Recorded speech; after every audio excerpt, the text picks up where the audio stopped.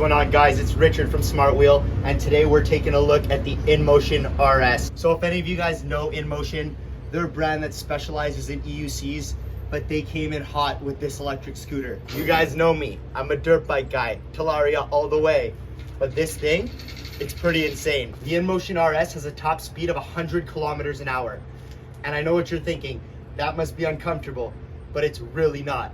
There's suspension all throughout, and it really feels amazing going at high speeds. The Inmotion RS has a 4,000 watt motor and weighs about 123 pounds. The scooter has dual charging ports for faster charge time. You can just use 2 chargers, has 11-inch tires. What I really love about the Inmotion RS is it comes street ready to ride, which means you got turn signals, cruise control, brake lights. The Inmotion RS has amazing front suspension, but it also does have amazing pack suspension. I noticed when I was riding, I couldn't feel anything. It really feels like you're kind of on a bigger e-bike style scooter. You'll have a little screw right over here.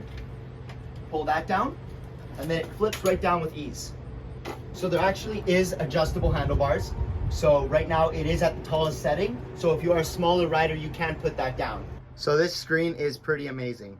You have a bunch of different modes that you can control with this right over here. So you can see we're in eco mode, switch to drive, then you got sport mode, and then you have X mode. Let's go take this thing for a spin. We're gonna be in drive, we're gonna go up S, then we're gonna go again to X mode,